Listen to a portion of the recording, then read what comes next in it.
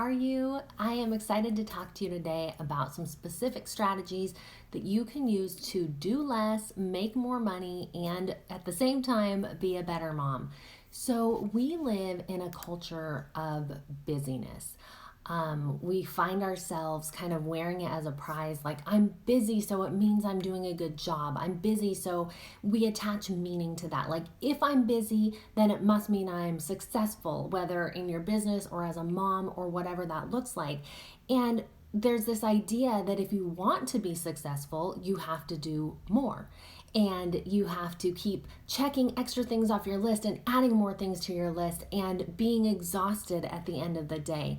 And I think we can see this in both our motherhood and our business, but it's not true. And today we're going to talk about some specific strategies that you can use in both your business and your family life to actually do less, accomplish more, and not wear yourself out in the process. So if you're new to me, my name is Chanel Nielsen. I help moms with an online business organize their day so that they can streamline their business to make more money without dropping the ball at home. And I feel like as moms, that's what we want. Yes, we want to be successful in business, but we know what really matters. And we want to make sure that we're not missing that part that really matters to us, which is doing a good job in motherhood. So I'm going to tell a little bit about my background in case you are new to me. I had a podcast called Moms Who Know podcast for a long time. If you're watching on Instagram, I think it's still named Moms Who Know podcast. And when I was doing the podcast, I really didn't have a very clear strategy for what I wanted to do. And so what that looked like for me, I knew I wanted to grow the podcast. I knew I wanted it to, get to as many people as possible. So I would watch a lot of webinars, and you've probably done this too. You'll see a link for a video or a webinar come up and you'll think, oh, that sounds really interesting. Oh, that's what I need to, get my business to the next level. And so I'd watch these webinars and I'd implement all these strategies.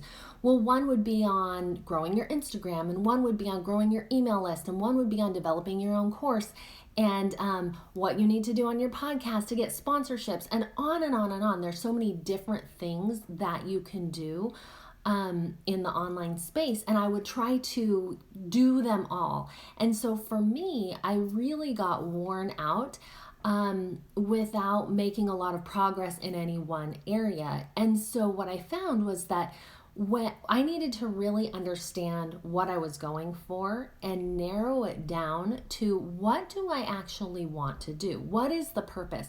And when I realized, okay, I want to, I decided I really want to grow the podcast. So then I could focus on that one thing. If you've read the book Essentialism by Greg McKeown, he talks about that when we kind of divert our energy, it goes out into all these different directions and we don't make a lot of progress. But if we decide what we want to do and go right toward that, we're going to see a lot more momentum. We're going to see a lot more progress. And that helped me to actually grow the podcast to, one of the top rated kids and family podcasts, which is the category that I had it in. We had amazing guests. I had a great run on the podcast. And that was because I focused in on what mattered. I think that, it's not uncommon for us. You've probably heard of shiny object syndrome. We see what others are doing and it's like, oh, they're having so much success on Instagram. I need to go and grow my Instagram. In fact, that's something that I've seen in particular in the podcast space. I have people who I've masterminded with who are amazing at Instagram, and they just keep growing their Instagram, and they're in their stories like 5 or 6 or 10 times a day. And that's awesome for them. That's the way they've decided to grow their podcast, and it's really paid off for them. But is that my strategy? And if it's not, then is that what I need to be doing? And so really getting clear and intentional was super important to me to figure out what was going to help me see growth. On the home front, I have 5 kids. They now range in age from 17 down to 4. They keep me busy. We're in California, so they're all virtual school, although hallelujah, they are going back to school in April. I'm so excited. So I've got a lot going on with activities for them, with just making dinner and keeping the house somewhat clean and doing all those things. So there's a lot that goes on.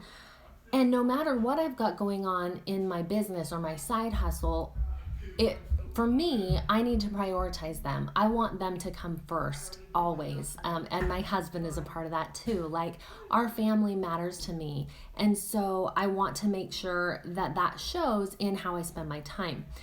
So what I learned is that it's not about, sometimes we think, okay, well, if I could just get better at being more productive, if I could just get more done, if I could just have more hours in the day, right? But the truth is, we don't need to get more done. We don't need to be more effective. We need to cut back on what we're even doing and on what we're even allowing in our space. So cut back on the things that we're saying yes to. And this poses a particular problem for moms because it all seems so important. What we're doing for our kids seems so important. What we're doing for our business, like, that's what we really want to do, right? And then there's the whole self-care piece. We want to also take care of ourselves in the process. So we've got to try to find this balance between doing all the things and what we actually need to do is say, you know what, this thing that I'm doing is not serving me. This is not the most important, and I'm going to set it aside for a while. And it feels like, at least for me, before I kind of let some things go, it felt like if I let those things go, everything will fall apart. Like I'm holding it all together. It felt like that. But it's not true. It's not true. In fact, science has shown that you've probably heard of this, 80-20 rule. 80% or 20% of the things that we do yield 80% of the results. So that means there's like a tiny fraction of the things that we're doing every day that really matter. And a lot of what we do doesn't really matter that much. We can let it go. We can put it off till the next day. We can just focus on those things that really matter and still see great success by focusing on that top 20%. So I'm going to talk a little bit about some of the specific strategies that I've learned and that I use that keep my life running smoothly without going overboard, without trying to do everything.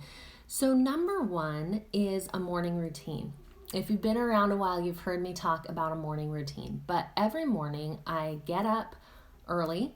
Right now that's about 6 a.m. It varies with my kids' schedules because what I really want to do is get up an hour to an hour and a half before my kids. I was with a friend the other day and she actually said she gets up with her kids and she said, why would I get up before my kids? And I was like, what? You don't get up before your kids? I thought that was crazy because this is the most valuable piece of my day.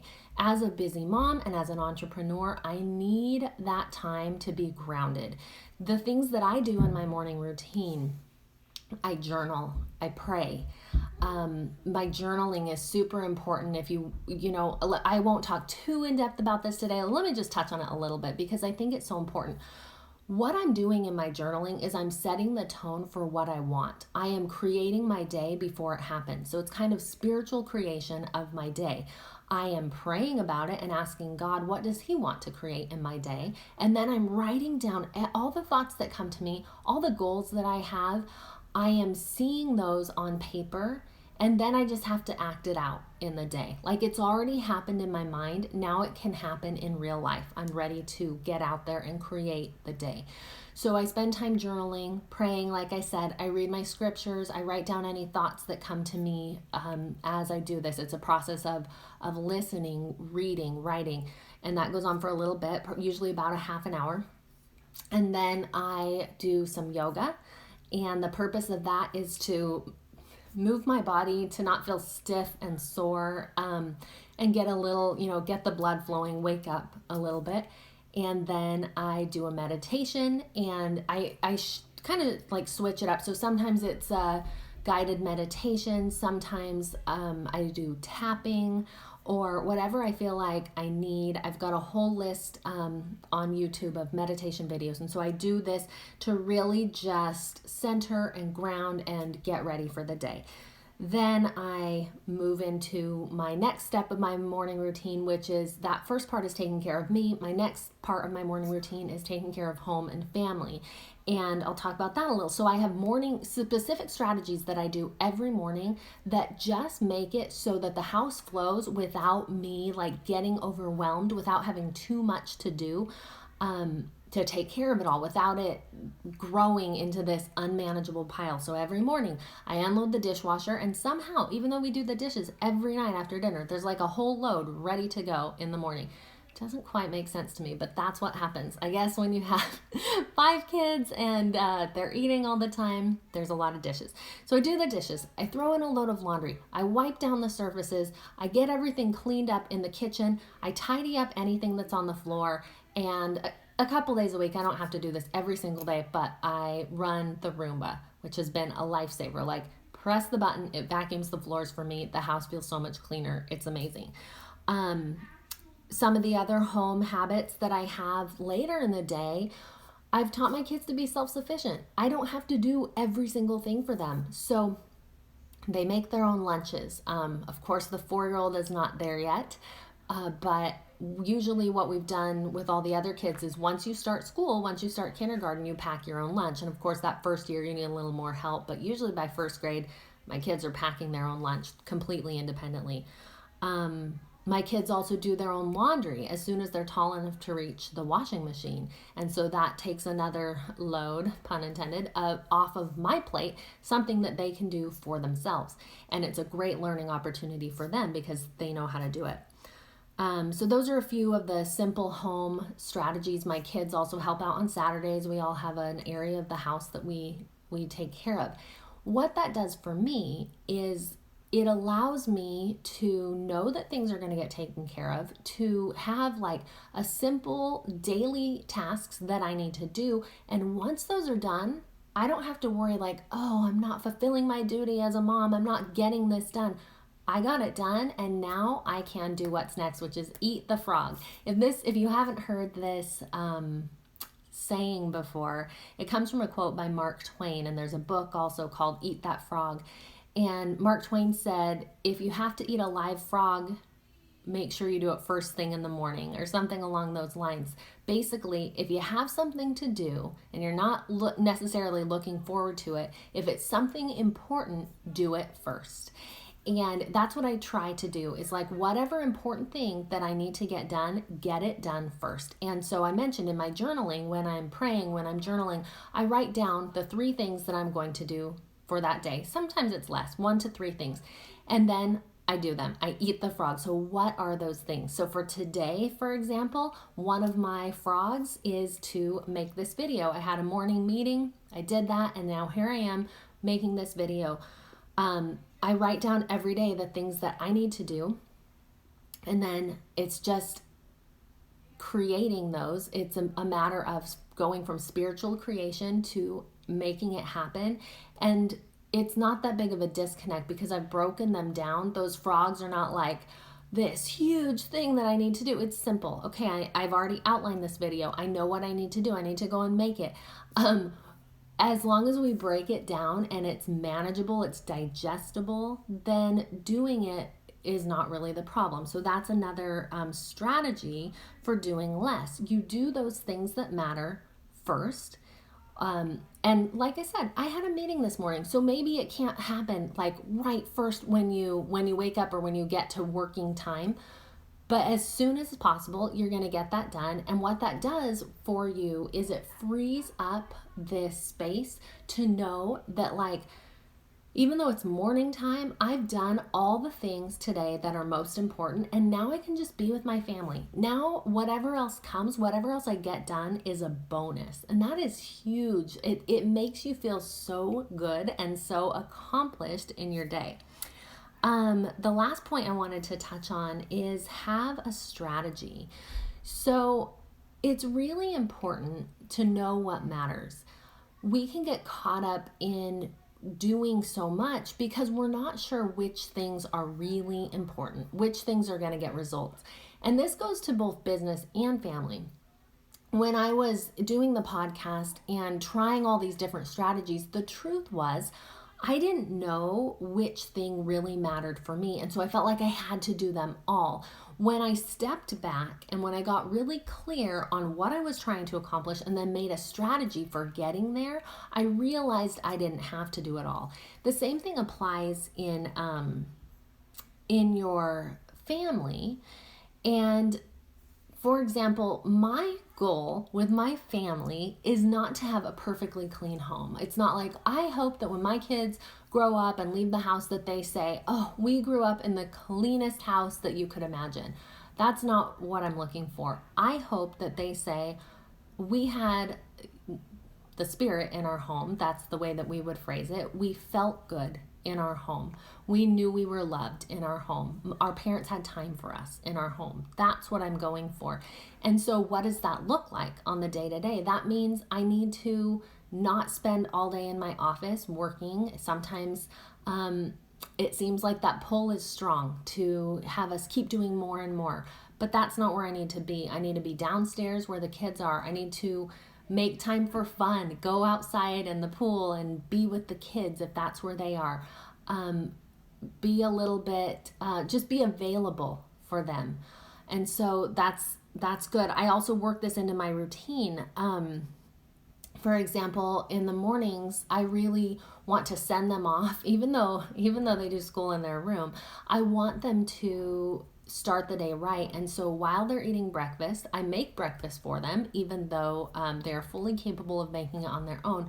I make breakfast for them to show them that I love them. And then while they're eating breakfast, I read them an inspirational message. And that to me just feels like that's accomplishing the purpose that I want to connect to them, to have them feel a certain way. And that's leading me towards the kind of mom I want to be. That's really beginning with the end in mind. Like, what do I want for these kids? This is what will help them get there. One other point on having a strategy in business that I didn't cover. So in business, I talked about you want to do what leads you to your goals. I once did a virtual summit. Actually, I've done a couple virtual summits where we have 30 plus speakers and they all speak on a certain topic. And so while I was doing this virtual summit, I was really intentional about what I wanted. And what I wanted for that was to get emails, like to have more people come into my space. And because I knew that, I didn't get caught up in, how many people were buying it or how many people were sharing it or whatever. There's like lots of different metrics that you can look at when you're doing a summit. The one that I looked at was how many emails are we gathering? And that was what I was trying to accomplish. So I knew how to judge myself and how to see if this particular summit was a success, which it was.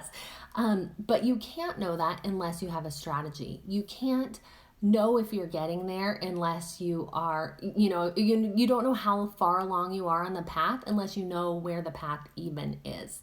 So backing up, doing less, that's really what we're talking about today. As long as you're doing the right things, doing less is going to lead you to greater results. That's true in your home, that's true in your business. It's a strategic move that you have to do carefully, but when you really know what you're going for, you can do less and see amazing results, much more amazing results than if you tried to do it all. So this is what I really help moms to do with their online business, with their family, to streamline, to simplify, to make things work. And I do that through my program, Mompreneur Life Made Simple. If this is something that you're looking to do, our next group starts in April. I would love to have you fill out an application. Check out the application page. The link is somewhere. If you're on Instagram, it's in my bio. If you're on Facebook, it is in this post. And apply, and we will see if you're a good fit. I would love to get together and tell you more. And like I said, that starts in April. Mompreneur Life Made Simple. Thanks, you guys, for being here, and we'll see you later. Bye.